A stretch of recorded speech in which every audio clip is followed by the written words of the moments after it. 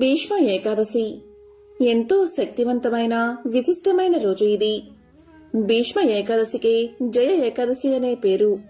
ఈ భీష్మ ఏకాదశి రోజు ఈ కథను విన్నా, చదివినా, చెప్పినా, వినిపించినా జన్మల పాపాలు తొలగి కోటి జన్మల పుణ్యం వస్తుంది, సకల శుభాలు కలుగుతాయి. మరి ఆ కథ ఏంటో ఇప్పుడు ఈ వీడియోలో తెలుసుకుందాం. మాఘమాసంలోని శుక్లపక్షంలో వచ్చే ఏకాదశిని భీష్మ ఏకాదశి అని పిలుస్తారు. ఈ రోజునే కురయోధుడైన భీష్ముడు భగవంతుడిలో ఐక్యమైన రోజు. భీష్ముడు పాండవులకు చేసిన మహా ఉపదేశం విష్ణు సహస్రనామం.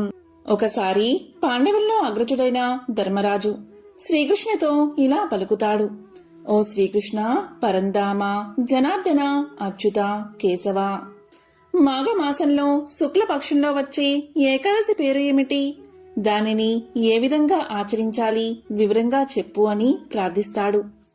అప్పుడు శ్రీకృష్ణుడు ఇలా పలుకుతాడు: ధర్మరాజా, మాఘమాసంలోని శుద్ధ ఏకాదశిని భీష్మ ఏకాదశి అని పిలుస్తారు.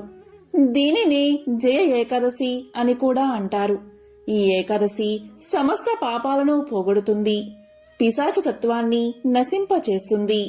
ఈ వ్రతం ఆచరించిన మానవులకు ప్రేతత్వమే ఉండదు.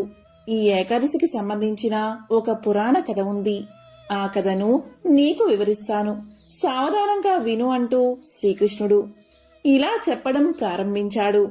ఓ ధర్మరాజా, ఈ కథను విన్నంతనే మానవుడికి పాపాలన్నీ కూడా నశిస్తాయి, కోటి జన్మల పుణ్యం వస్తుంది. ఒకానొక సమయంలో ఇంద్రుడు స్వర్గలోకంలో దేవతలందరితో కలిసి మనోహరమైన సుఖ సౌఖ్యాలను అనుభవిస్తూ జీవిస్తున్నాడు. దేవతా సమూహం కూడా స్వర్గంలో సంతోషంగా జీవిస్తున్నారు. స్వర్గలోకంలో దేవతలు అన్నం తినరు, వాళ్ళు నిరంతరం అమృతాన్ని తాగుతారు. అటువంటి స్వర్గంలో పారిజాత కుసుమాలతో శోభిల్లే నందనవనం ఉంది. ఆ నందనవనంలో అప్సరసలు ఆడుతూ పాడుతూ తిరుగుతూ ఉంటారు. ఒకరోజు దేవేంద్రుడు అప్సరసలతో విచ్చలవిడిగా ఆనందిస్తూ విహరిస్తూ ఉన్నాడు. ఆ సమయంలో 50 కోట్ల మంది నాట్యకారులు నాట్యం చేస్తూ ఉన్నారు. గంధర్వులు గానం చేస్తూ ఉన్నారు. ఆ గంధర్వుల నాయకుడు పుష్పదంతుడు. అతను శివుడికి పరమ భక్తుడు. ఆ సభలోని చిత్రశ్రేణుడు అనే ఒక గంధర్వుడు ఉన్నాడు. అతని పక్కనే అతని భార్య కుమార్తె మాలిని కూడా కూర్చుని ఉన్నారు. వీరి కుమారుడే పుష్పదంతుడు. పుష్పవతి అని ఒక గంధర్వ కన్య, అలాగే పుష్పదంతుడు ప్రేమికులు. పుష్పవతి నిరంతరం పుష్పదంతుని కోసం తహతహలాడుతూ ఉండేది. ఆమె తన అందంతో పుష్పదంతుణ్ణి వశం చేసుకుంది. పుష్పవతి యవ్వనంలోకి ప్రవేశించింది. ఈమె అందాన్ని వర్ణించడం ఎవరి తరమూ కాదు. ఆమె ముఖం పూర్ణచంద్రుడి వలె గుండ్రంగా కాంతివంతంగా ఉంటుంది. అంతటి అందమైన ఈ పుష్పవతి యందు పుష్పదంతుడు కూడా మిక్కిలి వ్యామోహాన్ని పొందాడు.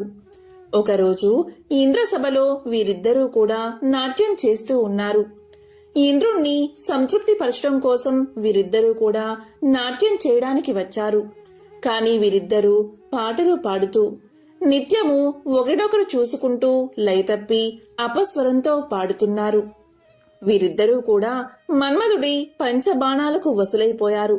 వారు ఆ సభలో ఉన్నారని గుర్తించే స్థితిలోనే లేరు.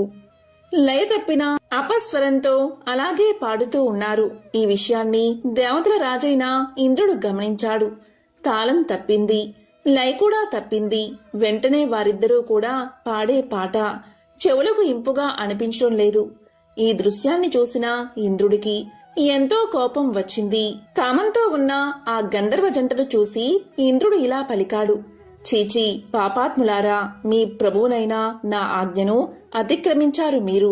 అందుకు మీరు శిక్షార్హులు. మీరు చేసిన తప్పుకు మిమ్మల్ని శిక్షిస్తున్నాను. మీ ఇద్దరూ పిశాచాలుగా మారిపోండి. మీరు దంపతుల రూపంలో మానవ లోకం పొంది మీరు చేసిన చెడ్డ పనికి దుష్ఫలితాలను అనుభవించండి అని శపించాడు ఇంద్రుడు. ఇక ఆ గంధర్వ జంట ఎంతో దుఃఖించారు. వారు దుఃఖిస్తూ హిమాలయ పర్వత ప్రాంతాలకు చేరుకున్నారు. ఇంద్రుడి ప్రభావంగా పిశాచాలుగా మారిపోయారు. దట్టమైన అరణ్యంలో తిరుగుతున్నారు. ఇంకా విపరీతమైన దుఃఖాన్ని అనుభవిస్తున్నారు. పిశాచ జన్మలో వాసన, రుచి, స్పర్శ తెలుసుకునే అవకాశం ఉండదు. వారి రూపం వికృతంగా మారిపోయింది.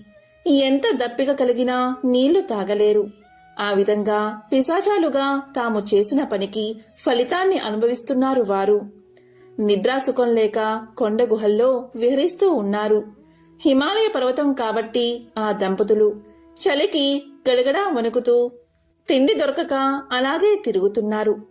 ఇలా ఉండగా ఒకరోజు జయ ఏకాదశి వచ్చింది. ఆ రోజు వారు ఎందుకో జీవహింస చేయలేదు.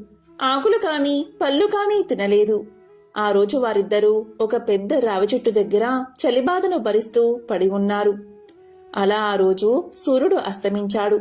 భయంకరమైన చీకటి రాత్రి వచ్చింది. ఆ దారుణమైన చలిలో బాధపడుతూ మూనుగుతూ కూర్చున్నారు. ఇలా బాధను అనుభవిస్తూ ఆ చెట్టు కిందే ఉన్నారు. ఒకరినొకరు ఆనుకుని ఆ రాత్రి రావి చెట్టు మొదట్లో కూర్చున్న రాత్రంతా కూడా ఆ పిశాచాలు పడుకోలేదు. రాత్రి కూడా గడిచిపోయింది. వారికి తెలియకుండానే జయ ఏకాదశి రాత్రి జాగరణ చేసినట్లు అయింది. ఇక ద్వాదశి రోజు ఆ పిశాచాలు ఏకాదశి రోజు తెచ్చుకున్న పళ్లను సూర్యోదయ సమయంలో భుజించి ద్వాదశి పాలన కూడా జరిగినట్లు అయింది. దాంతో వాటికి తెలియకుండానే జయ ఏకాదశి వ్రతం పూర్తి చేసినట్లు అయింది. దాంతో భగవంతుడు వారి పట్ల ప్రసన్నుడు అయ్యాడు. వారిద్దరికీ కూడా పిశాచతత్వం తొలగిపోయింది.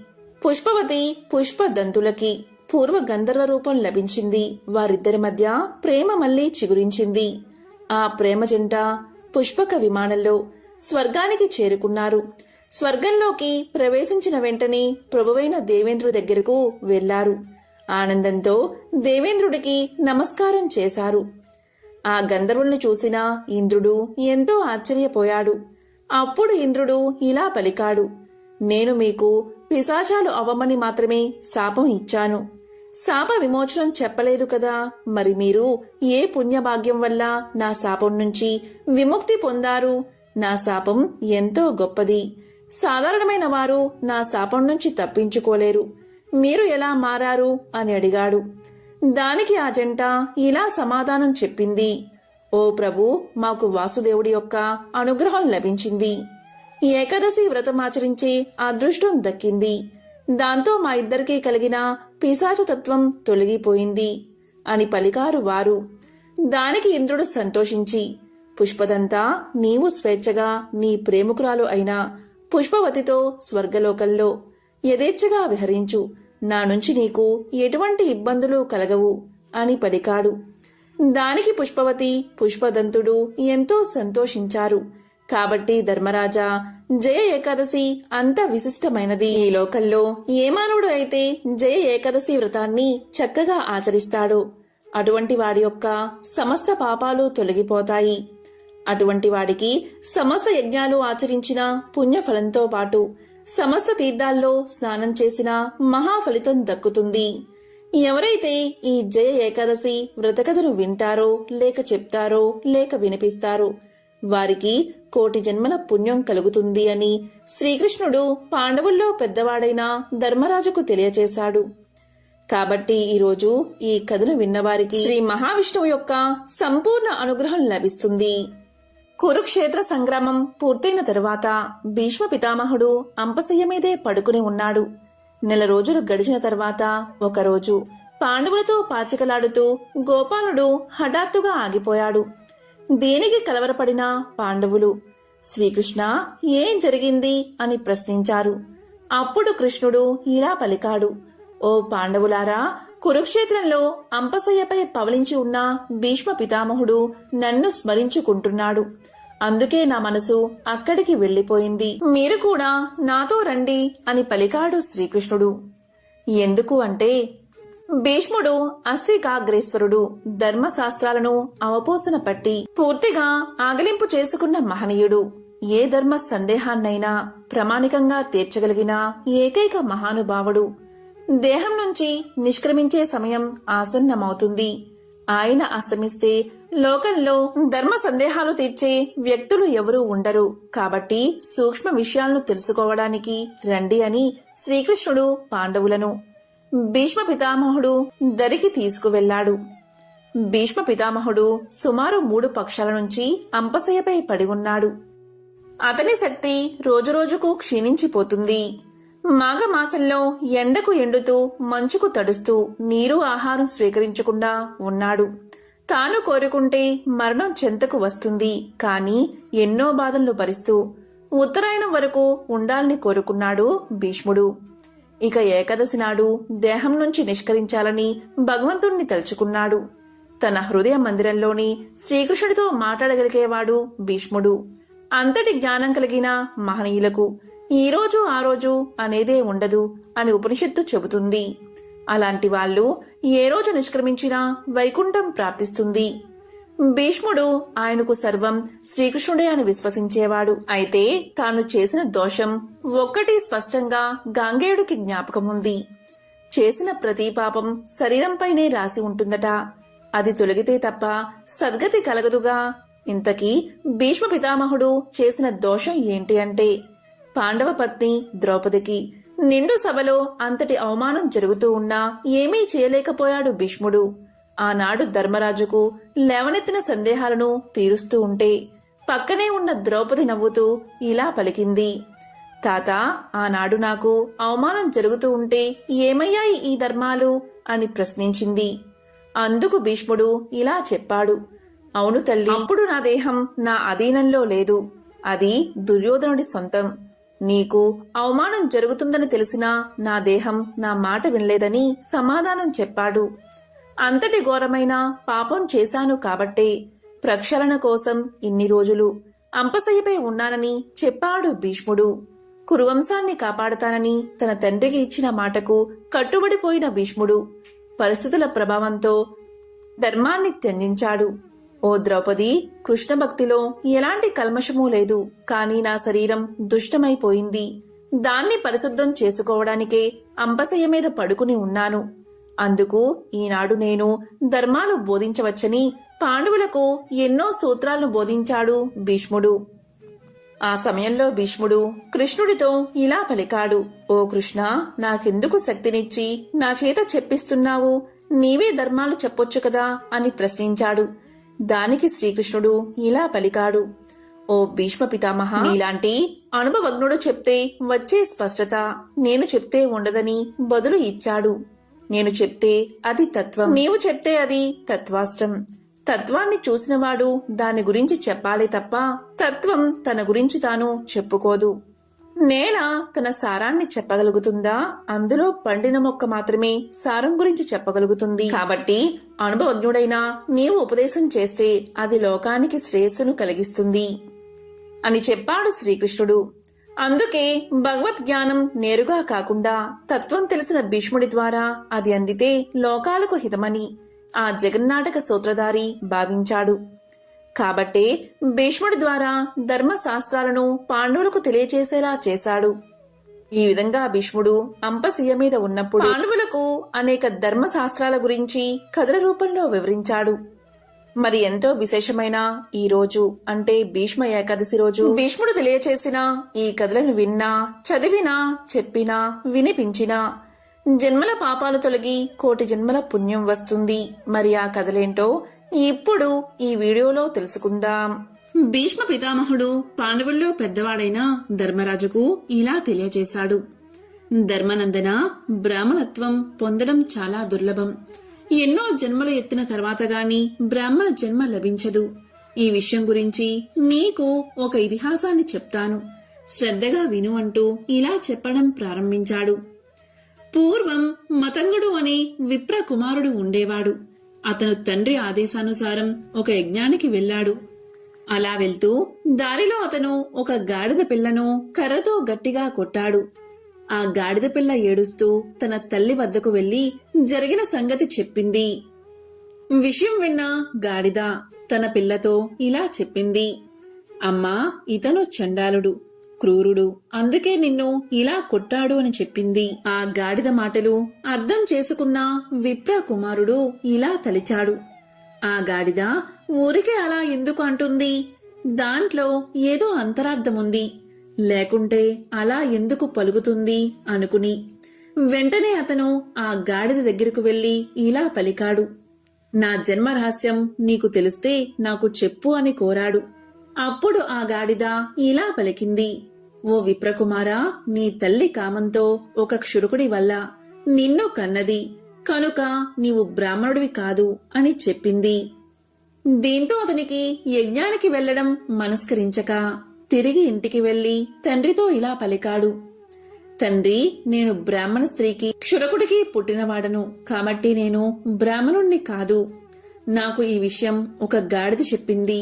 ఆ గాడిద ఏదో శాపవశాన ఇలా జన్మ ఎత్తి ఉంటుంది. లేకపోతే నా జన్మ రహస్యం దానికి ఎలా తెలుస్తుంది? తండ్రి, నేను తపస్సు చేసి బ్రాహ్మణత్వాన్ని సంపాదిస్తాను అని చెప్పి మతంగుడు తపస్సు చేయడానికి అడవులకు వెళ్లిపోయాడు. అక్కడ అతను కొన్ని సంవత్సరాలు తపస్సు చేసి ఇంద్రుణ్ణి ప్రసన్నం చేసుకున్నాడు. దాంతో ఇంద్రుడు ప్రత్యక్షమై ఇలా పలికాడు, కుమారా, నీవు తపస్సు ఎందుకు చేస్తున్నావు? నీ కోరిక ఏమిటి అని అడిగాడు. అప్పుడు మతంగుడు ఇలా పలికాడు, దేవా, నాకు బ్రాహ్మణత్వాన్ని ప్రసాదించండి అని తన కోరికను తెలియచేశాడు.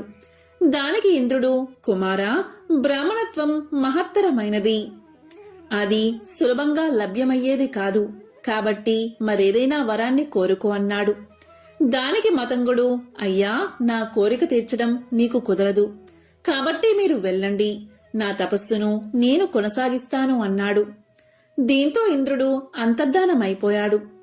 మళ్లీ మతంగుడు తపస్సు కొనసాగించాలని ఒంటి కాలు మీద నుంచుని 100 ఏళ్లు తపస్సు చేసి మళ్లీ ఇంద్రుణ్ణి ప్రత్యక్షం చేసుకున్నాడు. అప్పుడు ఇంద్రుడు మళ్లీ ప్రత్యక్షమై, కుమారా, నీవు పట్టు విడవకుండా ఇలా తపస్సు చేస్తున్నావు. ఈ సూర్యుడి వేడికి ఎవరైనా మరణిస్తారు. అసలు బ్రాహ్మణత్వం ఎలా సిద్ధిస్తుందో నీకు తెలుసా? ఇంతకంటే 10 రెట్లు తపస్సు చేస్తే గాని ఒక చండాలుడు శూద్రుడు కాలేడు. కాని అంతకంటే 100 రెట్ల తపస్సు చేస్తే శూద్రుడు వైశ్యుడు అవుతాడు. దానికంటే 1000 రెట్ల తపస్సు చేస్తే కాని వైశ్యుడు క్షత్రియుడు కాలేడు. దానికంటే 10,000 రెట్లు తపస్సు చేస్తే కాని క్షత్రియుడు దుర్మార్గుడైన బ్రాహ్మణుడు కాలేడు. దానికంటే 1,00,000 రెట్లు తపస్సు చేస్తే కాని దుర్మార్గుడైన బ్రాహ్మణుడు ఇంద్రియాలను మనస్సును జయించి సత్యం అహింసలను పాటించే బ్రాహ్మణుడు కాలేడు. అటువంటి బ్రాహ్మణత్వం తపస్సుకు వస్తుందా చెప్పు అని పలికాడు. ఒకవేళ బ్రాహ్మణ జన్మ పొందినా దాన్ని నిలబెట్టుకోవడం చాలా కష్టం. ఒక్కొక్క జీవుడు అనేక జన్మల తర్వాత కాని బ్రాహ్మణ జన్మ ఎత్తలేడు. అలా ఎత్తినా అతడు దాన్ని నిలబెట్టుకోలేడు. ధనవాంఛ, కామవాంఛతో సదాచారాన్ని వదిలి దుర్మార్గుడు అవుతాడు. తిరిగి బ్రాహ్మణ జన్మ రావడానికి ఎన్నో ఏళ్లు పడుతుంది. అటువంటి బ్రాహ్మణ జన్మకు నీవు తాపత్రయపడి వినాశాన్ని ఎందుకు కొని తెచ్చుకుంటున్నావు? నీకిష్టమైన మరొక వరం కోరుకో, ఇస్తాను. తపస్సు చాలించు అన్నాడు ఇంద్రుడు. మతంగుడు మారు మాట్లాడలేదు. అతని మొండితనం చూసి విసుగు చెంది ఇంద్రుడు అదృశ్యమైపోయాడు. దీంతో మతంగుడు తిరిగి తన తపస్సును కొనసాగించాడు. ఈసారి కాలి బొటనవేలు మీద నిలబడి శరీరం అస్థిపంజరం అయ్యే వరకు తపస్సు కొనసాగించాడు. అతని శరీరం శిథిలమైపోతూ ఉండగా మరలా ఇంద్రుడు ప్రత్యక్షమయ్యాడు.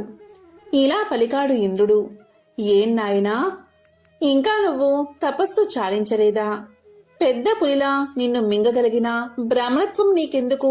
చక్కగా వేరే వరాలు కోరుకో, దానితో సుఖపడు అన్నాడు ఇంద్రుడు. దీంతో మతంగుడు అంగీకరించగాని ఇంద్రుడు, నీవు చండాదేవుడు అనే పేరుతో అందమైన స్త్రీల పూజలు అందుకునే వాడివి అవుతావు అని వరాన్ని ప్రసాదించాడు. కాని బ్రాహ్మణ జన్మను మాత్రం ప్రసాదించలేదు.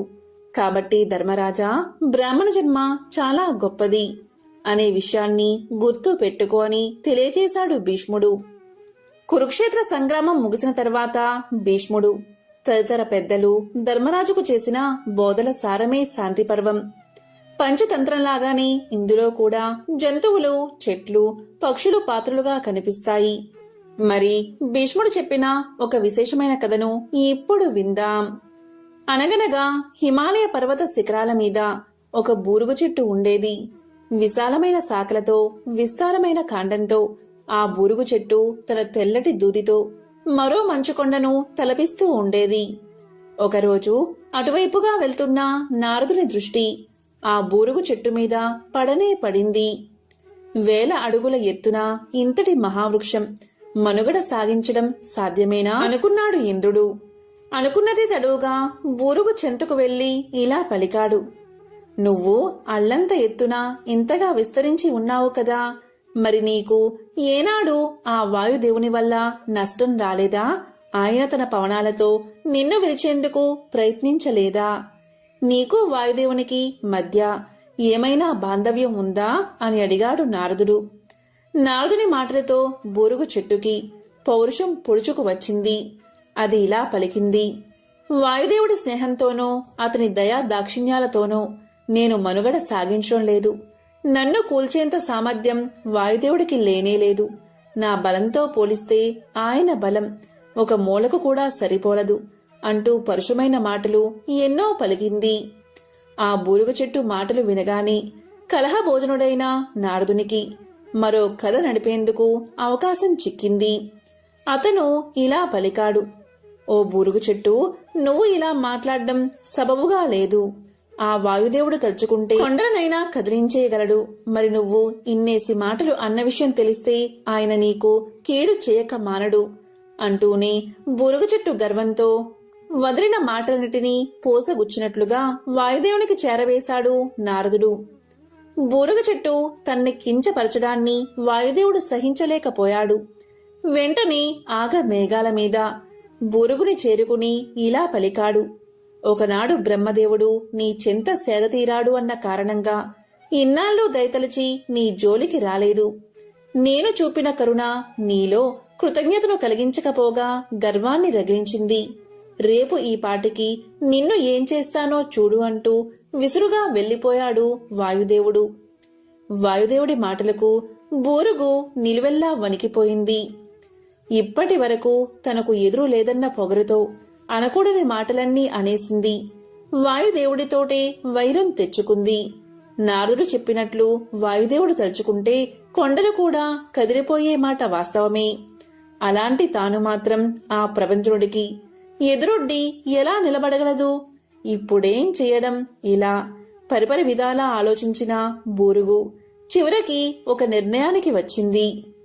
వాయుదేవుడు తనకు నష్టం కలిగించే లోపుగా తానే తన కొమ్మలన్నీ విరిచేసుకుంది. రెమ్మనటిని తుంచేసుకుంది. పూలనటిని రాల్చేసింది. చిట్ట చివరికి ఒక మోడుగా మారింది. ఇప్పుడిక వాయుదేవుడు నష్టపరిచేందుకు నా వద్ద ఏమీ లేదు అన్న నమ్మకంతో పవనుడి రాక కోసం ఎదురుచూడసాగింది బూరుగ చెట్టు. మర్నాడు వాయుదేవుడు రానే వచ్చాడు. మోడులా నిలిచిన బూరుగును చూసి జాలిపడ్డాడు. నేను విధించాలి అనుకున్న శిక్షను నువ్వే స్వయంగా అమలు చేసుకున్నావు. ఇక మీదైనా అహంకారాన్ని వదిలి నమ్రతతో జీవనాన్ని సాగించు అంటూ సాగిపోయాడు. పెద్ద చిన్న తారతమ్యం లేకుండా తన పరిమితుల గురించి ఆలోచించకుండా ఎవరితో పడితే వారితో విరోధం పెట్టుకుంటే ఏం జరుగుతుందో బూరుగు కదా మనకి తెలియచేస్తుంది. దీన్ని బట్టి గర్వం ఎప్పటికీ పనికిరాదు అనే నీతిని మనకి పదే పదే వినిపిస్తోంది. భీష్ముడు స్త్రీల గురించి ధర్మరాజుకు ఇలా వివరించాడు. పూర్వం దేవశర్మ అనే ముని ఉండేవాడు. అతని భార్య చాలా సౌందర్యవతి. దేవశర్మ ఒక యజ్ఞ కార్యనిమిత్తం పోతూ తన శిష్యుడైన విపుడితో ఇలా పలికాడు. విపులా, నా భార్య అతిలోక సుందరి. ఆమె కొరకు దేవేంద్రుడు పొంచి ఉన్నాడు. నేను ఇంద్రుడి ఉపాయం తిప్పుకొడుతూ నా భార్యను రక్షిస్తున్నాను. నేను ఇప్పుడు యాగం చేయడానికి వెళ్తున్నాను. కనుక నీవు నా భార్యకు రక్షణగా ఉండాలి అని చెప్పాడు గురువు. దీంతో విప్రుడు ఇలా పలికాడు.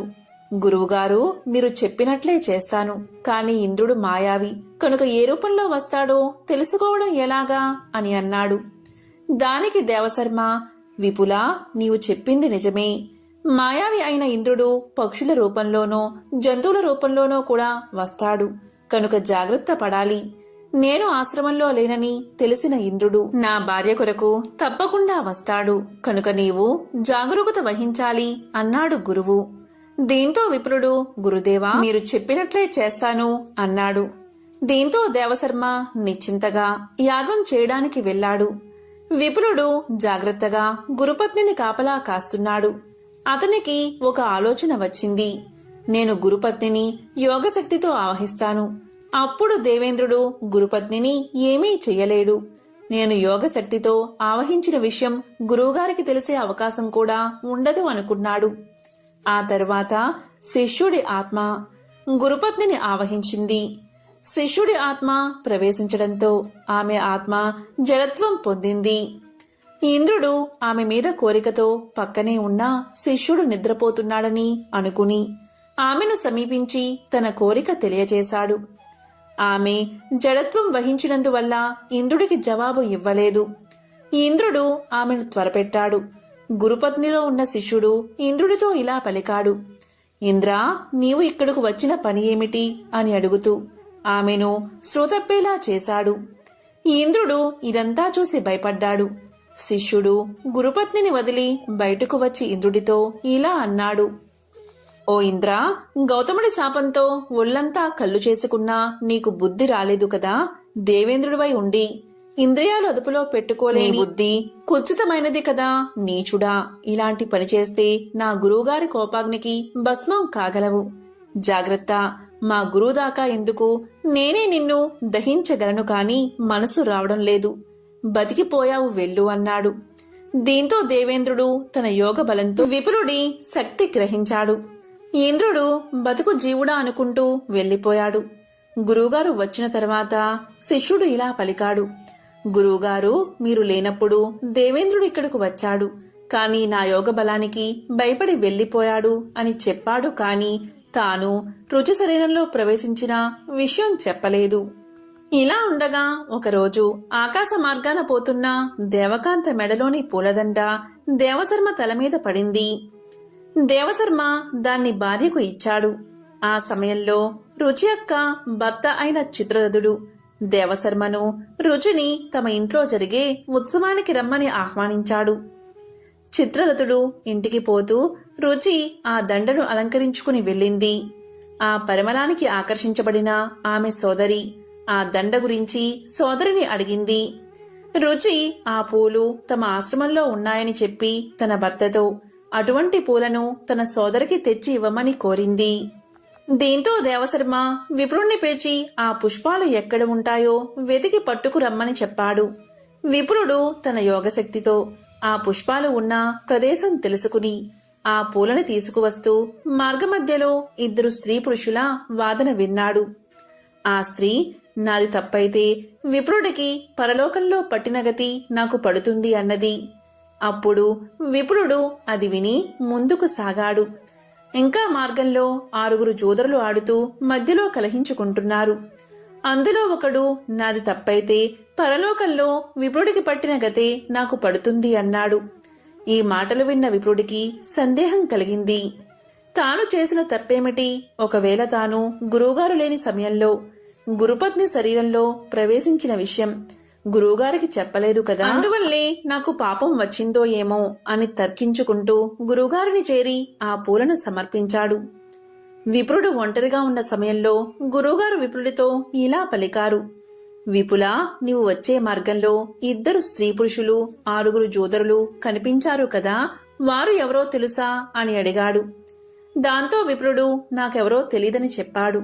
అప్పుడు గురువు ఇలా పలికాడు. నీవు నా భార్యను రక్షించడానికి నా భార్య శరీరంలో ప్రవేశించావు. అది పాపమని వారు అనుకున్నారు. నిజంగా అది పాపమని నేనే అనుకుంటే నీకు శాపం ఇచ్చేవాడిని, కాని వరాలు ఎందుకు ఇస్తాను? ఆ స్త్రీ పురుషులు పగలు రాత్రి, ఆ జోదరులు 6 ఋతువులు అని చెప్పాడు గురువు. గురువుగారి ఔదార్యానికి శిష్యుడు ఆశ్చర్యపోయాడు.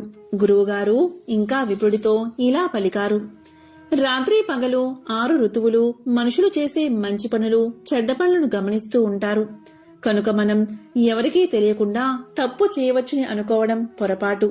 నీవు ఒక స్త్రీని రక్షించడానికి విఘ్నతతో చేసిన పని మంచిదే, కాని తప్పు కాదు. ఇలా చేసి నా గౌరవాన్ని కాపాడావు. అందుకని ఆ విషయం నాకు చెప్పక దాచడం పాపం కాదు అని చెప్పాడు గురువు.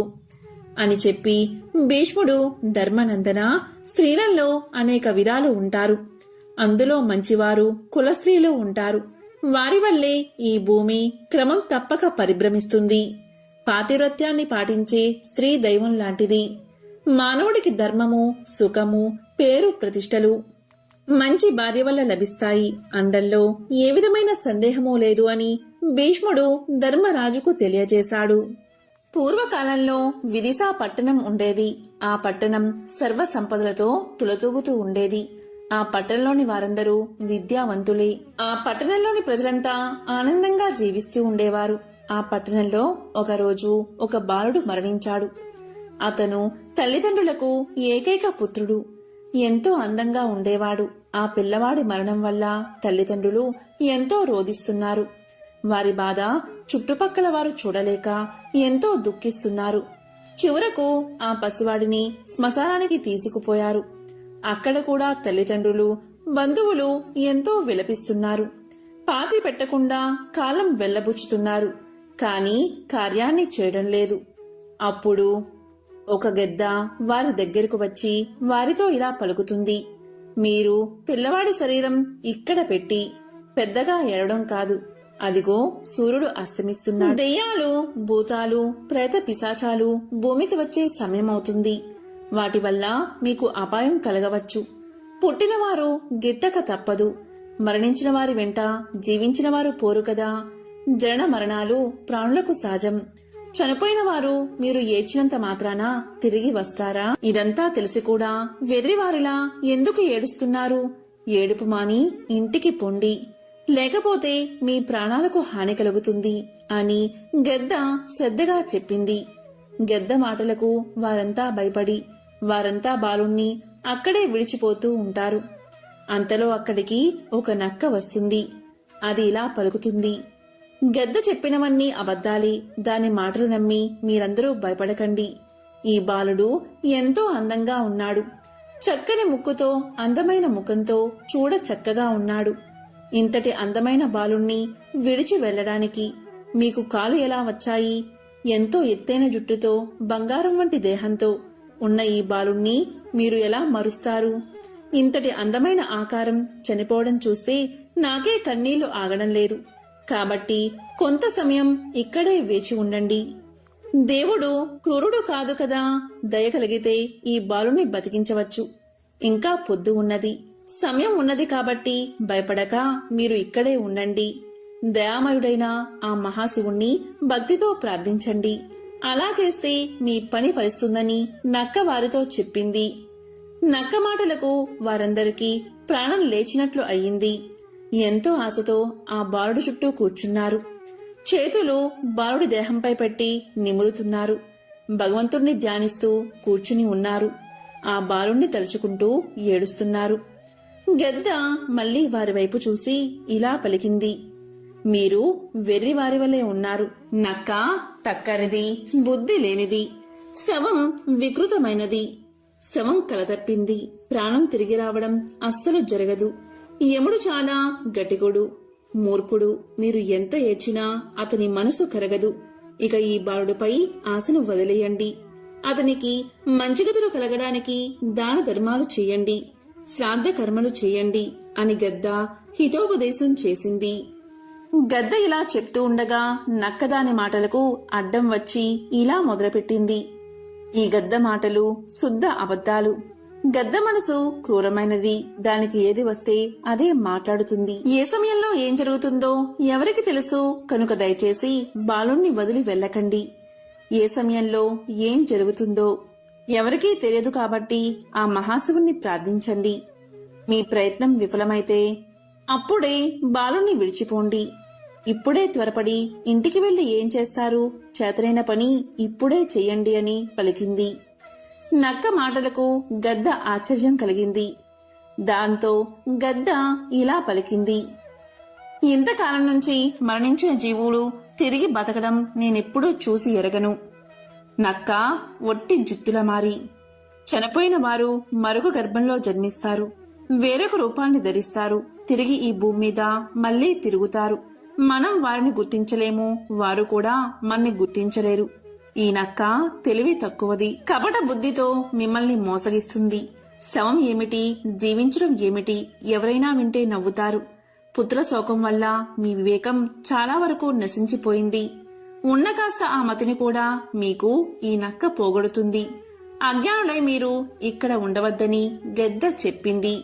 ఆ మాటలు విన్నా అక్కడి వారు బోరున ఏడ్చారు, నిరాశ చెందారు, బిడ్డను విడిచిపోవాలని నిర్ణయించుకున్నారు. దీంతో నక్క వారిని అడ్డగించి ఇలా పలికింది, నా మాటలు నమ్మండి. ఆ గద్ద మాటలు నమ్మితే చిక్కులో పడిపోతారు. మరణించి జీవించిన వారు చాలా మందే ఉన్నారు. కరుణాసాగరుడు అయిన రఘురాముడు మరణించిన భూసుర కుమారుణ్ణి రక్షించలేదా?